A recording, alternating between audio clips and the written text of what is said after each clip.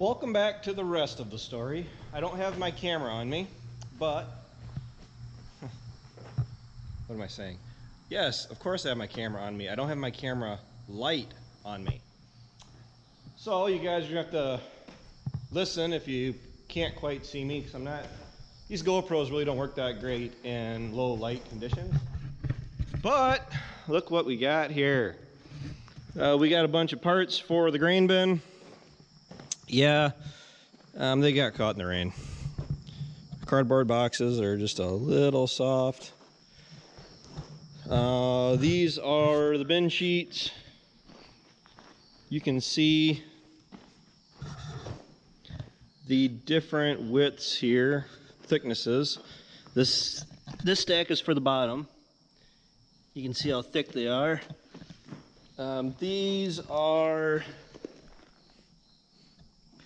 These are for the top two, I believe. These are for the next two. And these are for, well, that might be the bottom two.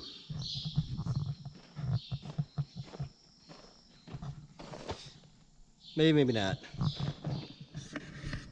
I'll be glad when the bin's up. I'm tired of waiting for it. I'm ready for harvest. Andrew was here a little while ago. And here's kind of like a nice little combine gator and the 76 all complementing each other. The combine, like literally, I haven't done much to it just lately here, but it will be ready to harvest in just a handful of hours.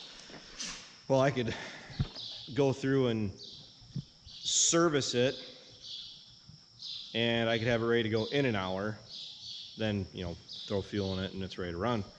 I want to go through and wash it off, clean the cab out, you know, always, even after I did it this last fall, go through and hit it with the air hose, Windex, the inside and the outside of the windows, same thing with all the tractors, because the 76's windows in particular are terrible. Talked to Andrew earlier. He said that our corn looks really good. I don't know if he's just saying to make us feel good. Probably not. Seems so. He says that as far as his customers go, he goes anywhere from at least 30 miles west of us, and he goes clear over to Monroe, which is what, 90 miles, give or take. So Darlington is 35 miles from here, and then Darlington is halfway to Monroe. So what, another 35 miles to Monroe, a little more. I don't know. He covers a lot of ground. He's got quite a few customers. I mean, he isn't some young intern that just got hired.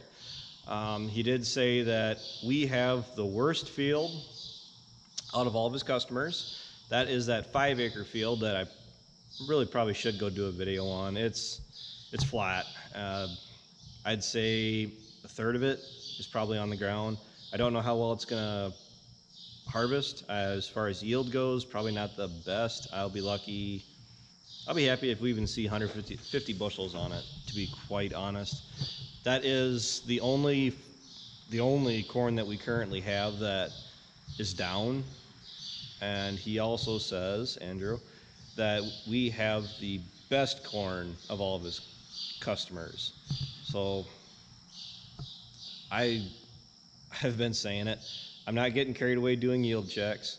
I do know the corn looks nice. The ears look nice. Test weight and all the heat we got earlier this summer has been an issue.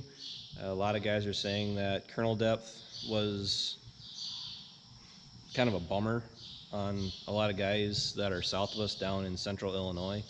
A lot of guys down there are talking about that tar spot that came up through and is robbing yield, or did rob yield, or is going, whatever. That's what happens when a disease, fungus, I guess I'm not quite sure where they rank that as far as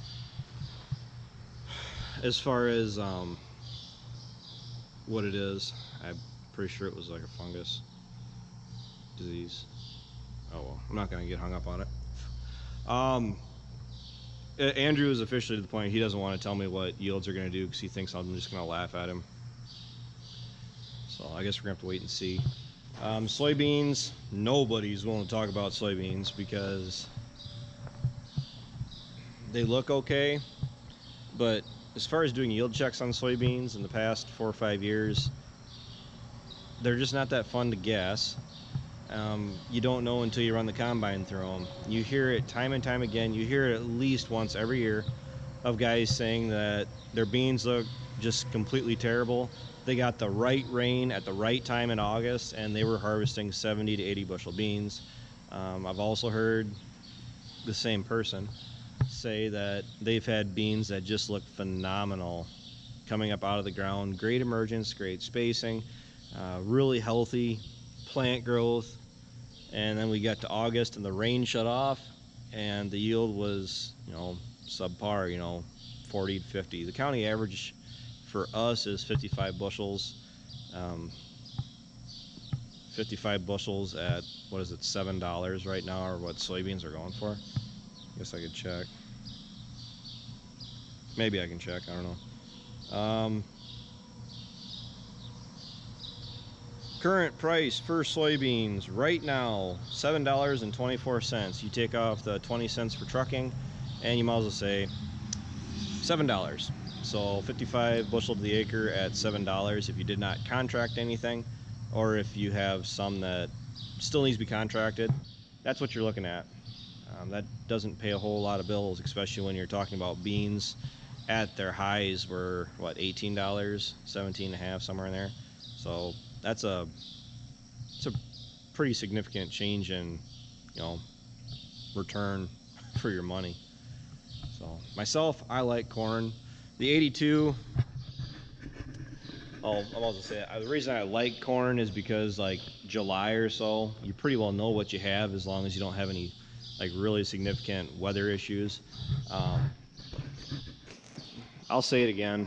I got a bunch of new subscribers. I hate soybeans because soybeans, they do what they want. They're moody. They're the black sheep in the family because no matter what you do, it just seems like if you fertilize for them, if you do this, that, and get everything right for them, it all comes down to weather. And soybeans like stress. Soybeans, I am convinced that you can go through with a golf club down the rows and when soybeans are coming out of the ground and just beat the crap out of them. And they'll be some of the best beans you ever have. Beans like stress. They branch out from it and it's just annoying. There's a big vacant area in the shed that nobody's probably hasn't noticed. The 82, we got the alternator back in that. A $300 fix is really surprising. By the way, that's really cheap. VT's pulled out. We're going to go ahead and get the VT greased, because even though we do like the 630 and the corn planter, the disc bind will when we're done with that, which hopefully we'll be using that in 5 days here. We go through and grease everything even when we're done with it for the season because it keeps fresh grease in all the fittings and it keeps them from getting full of dirt and crud and locking up and creating a headache. And we'll go through and hit them just a few more shots, just basically freshen everything up again as far as the grease goes, and then run them for a day. Like that, everything that gets run this fall will get greased, maintenance, serviced at least once a day. So, we're going into the weekend. There will be no video tomorrow. Tomorrow's Friday. Should be Friday. No video tomorrow. Saturday, you guys can look forward to a grain bin video from me. The guys are coming tomorrow to put it up, and we'll see how far we get. I don't think we'll get done. I think that's just, grasping for straws, hoping we'll get the bin up and everything tomorrow. But at the very least, get the roof up. The roof is like the slowest part. Once you start slapping the side panels in, I mean, it doesn't take very long. I can probably tell you, Ryan is probably gonna have a video up before I do on the grain bin. Basically because he needs to post something on Friday, because I think that's his scheduling. And I don't post videos, currently don't post videos on Friday. I have some things I'm trying to get sorted out before I get too carried away uploading too much. and the weather's going to straighten out. If I really do start getting behind on videos, I'm going to have to start posting more, but I don't want you guys getting tired of me either. I think I rambled enough. The dog came back, so I guess I can head home. Actually, I gotta go do chores again. So, all right. Thanks for watching. Take care. Take it easy. I think Tweety needs to have something done to him because the birds are irritating me. But I will talk to you guys Saturday.